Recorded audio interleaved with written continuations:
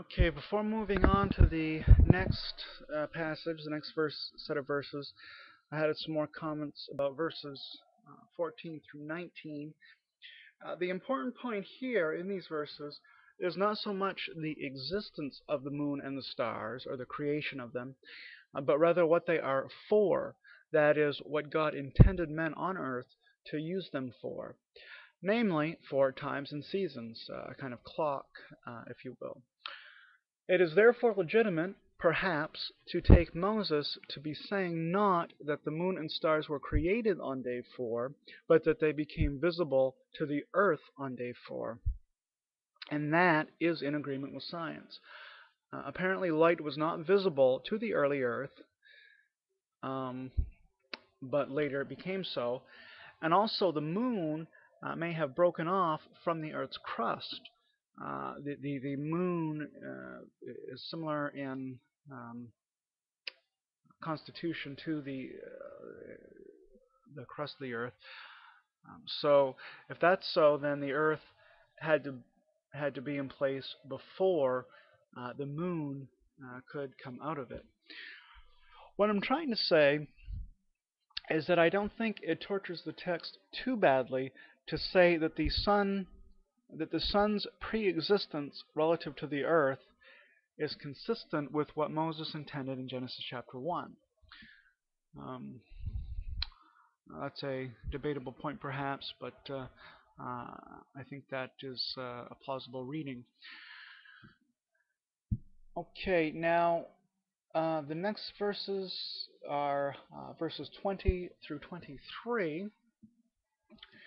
And let's see here. And God said, Let the waters bring forth abundantly the moving creature that hath life, and the fowl that may fly above the earth in the open firmament of heaven. And did you notice that open firmament? It's not a concrete, a solid concrete thing. Um, the well, I suppose the top of it could be open on the inside, but uh, it speaks of where the birds are flying as firmament, so it doesn't have to be a hard thing.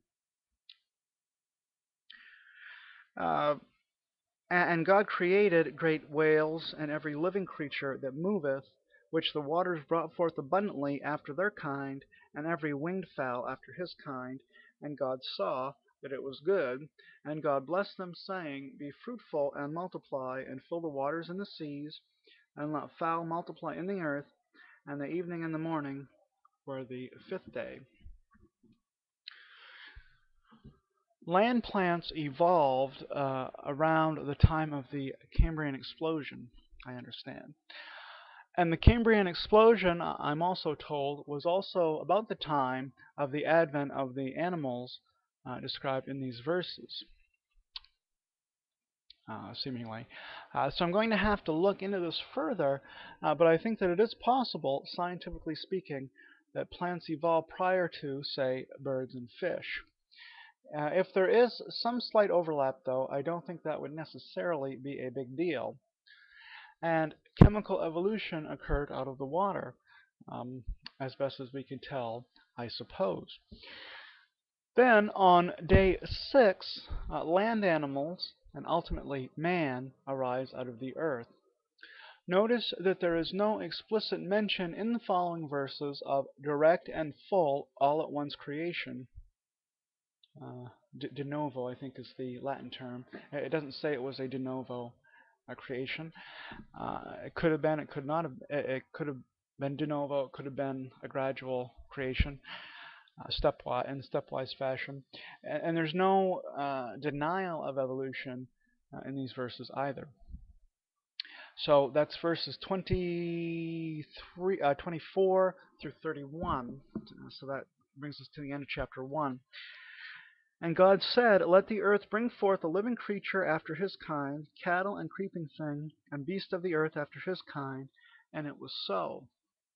And God made the beast of the earth after his kind, and cattle after their kind, and everything that creepeth upon the earth, after his kind, and God saw that it was good. And God said, Let us make man in our image, after our likeness, and let them have dominion over the fish of the sea, and over the fowl of the air, and over the cattle, and over all the earth, and over every creeping thing that creepeth upon the earth.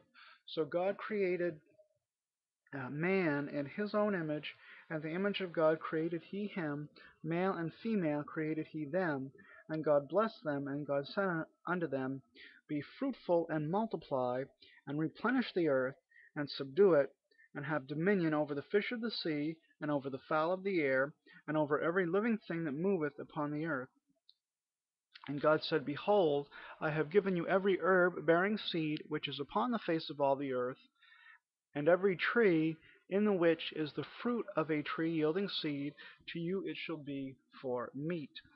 And to every beast of the earth, and to every fowl of the air, and to everything that creepeth upon the earth, wherein there is life, I have given every green herb for meat. And it was so. And God saw everything that he had made, and behold, it was very good. And the evening and the morning were the sixth day. And then in chapter 2 it talks about the seventh day, which is the Sabbath, the day of rest, where God rests from his work. I ask you though, how are pancakes created? They are obviously created out of pancake flour, but that doesn't mean that they are created de novo in a single step. First you have just the pancake flour, and the next instant you have a fully cooked pancake. We know that that's not how it works. There's a process involved. There's time. We know that all matter is made out of the same basic elements from the beloved periodic table. According to chemical evolution, these ingredients were present in the soil.